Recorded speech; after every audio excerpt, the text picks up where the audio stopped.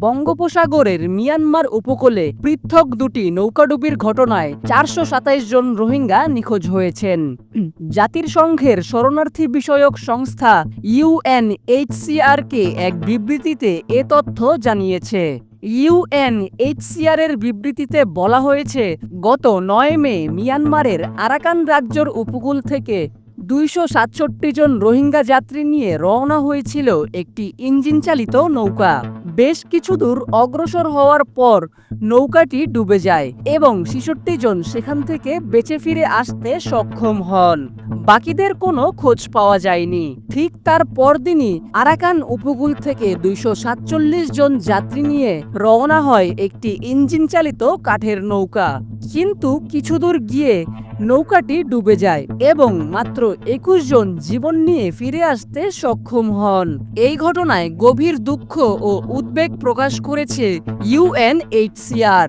সংস্থাটির এশিয়া ও প্যাসিফিক অঞ্চলের ব্যুরো প্রধান হাই কিউং-জুন এক বিবৃতিতে বলেন, মিয়ানমারের ভয়াবহ সংঘাত পরিস্থিতি এবং রোহিঙ্গা জনগোষ্ঠীর ওপর দশকের পর দশক ধরে চলতে থাকা নির্যাতন ও নিপীড়ন এই জনগোষ্ঠীকে এমন চরম ঝুঁকিপূর্ণ পথ বেছে নিতে বাধ্য করেছে। ৯ ও ১০ মে নিখোঁজ হওয়া রোহিঙ্গা যাত্রীরা কোন গন্তব্যের উদ্দেশ্য রওনা হয়েছিলেন তা জানা যায়নি। উন্নতর জীবনের আশায় যেসব রোহিঙ্গা সাগর পথে পাড়ি জমান তাদের গন্তব্য সাধারণত হয় বাংলাদেশ, ইন্দোনেশিয়া, মালয়েশিয়া বা দক্ষিণ পূর্ব এশিয়ার অন্য কোনো দেশে।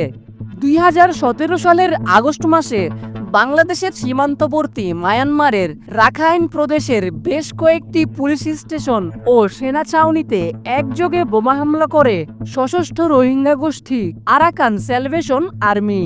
সেই হামলার প্রতিক্রিয়ায় আরাকানের রোহিঙ্গা অধ্যুষিত এলাকাগুলোতে ভয়াবহ হামলা শুরু করে মিয়ানমারের সেনাবাহিনী।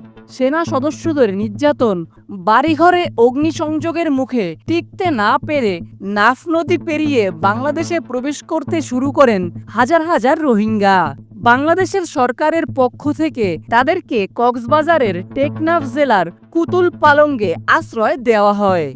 বর্তমানে কুতুপালং শরণার্থী শিবিরে বসবাস করছেন ১৫ লাখেরও বেশি রোহিঙ্গা।